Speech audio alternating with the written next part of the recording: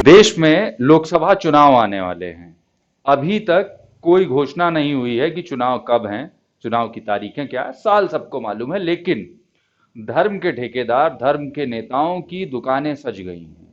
और जो अभी हम आपको दिखाने वाले हैं, उसमें आप देखिएगा तो आपको जान के ये बड़ा अचंभा होगा कि ये जहां पे इस तरह का आह्वान किया गया है, वो भारतीय संसद से कुछ दूर स्थित जंतर मंतर का है। दरअसल हम आपको दिखाने वाले हैं एक ऐसे वृद्ध जन की जिन्होंने भगवा पहन रखा है, जो अपने आप को हिंदू धर्म का ठेकेदार, कथित तौर पे ठेकेदार बता। अरे भाई, तुम कब काटोगे मारोगे? जब तुम सब मर जाओगे कब मारोगे? अरे ईसाई मुसलमानों को कब मारोगे?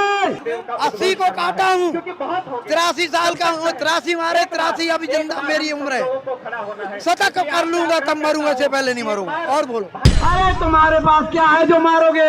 इतनी सी चाकू है जो सब्जी काटते हो, वो चाकू से कुछ नहीं होने वाला। हथियार रखो। मैं आप सबसे एक सवाल पूछना चाहता हूं, कौन सा ऐसा अभिभावक होगा, कौन ऐसे माता पिता होंगे जो ये चाहेंगे कि उनकी औलाद, उनकी संतान उनके सामने या कहीं पे भी ऐसा कोई कृत्य करे जिसमें वह दूसरे मानव की जान ले ले, चाहे भले भी उसके पीछे कारण कोई भी हो। और कम से कम ये तो नहीं चाहेंगे कि धर्म के नाम पे कोई किसी को काट डाले। वहीं पे ये बुजुर्ग, इनको अपनी आयु का भी अपना जो इन्होंने चोला ओढ़ रखा है उसका भी लिहाज नहीं है। वो युवाओं से, हिंदुओं से आवाहन करते हुए दिखाई दे रहे हैं, कब जागोगे? आखिरकार कब जागोगे? मैंने अपने 83 वर्ष के जीवन काल में 80 ईसाई और मुसलमानों को काटा है, तुम कब जागोगे?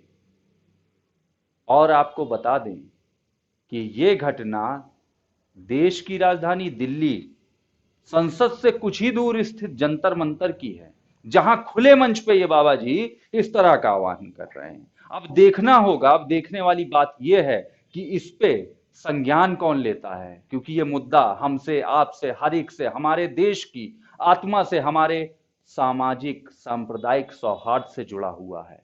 जहां एक और सत्ताधारी बीजेपी या कह लीजिए हमारे प्रधानमंत्री श्री नरेंद्र मोदी जी का आह्वान है कि सबका साथ, सबका विकास, सबका विश्वास, वहां पे इस तरह की घटना, इस तरह के आह्वान, वो भी एक खुले मंच से, क्या ये शर्मनाक नहीं है?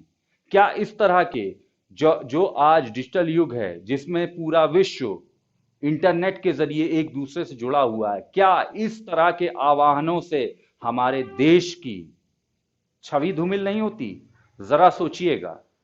मैं सवाल के साथ आपको छोड़ के जा रहा हूं, जरा इन सब मुद्दों पे सोचिएगा, क्योंकि अब क्या हर बार की तरह इस बार भी चुनाव धर्म के ऊपर होगा, या किसी को काटने मारने के ऊपर होगा, या अब आप जागेंगे? ये मेरा आपसे आह्वान है कि आप अपने व्यक्तिगत मुद्दों पे जागिए, विकास पे जागिए, रोजगार पे जागिए, महंगाई पे जागिए।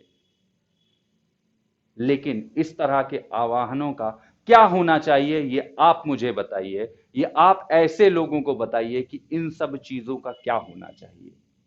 ये जरूरी है हमारे लिए, हमारे आने वाले भविष्य के लिए, हमारे देश की छवि के लिए। नमस्कार, मैं शौर्य पंडित।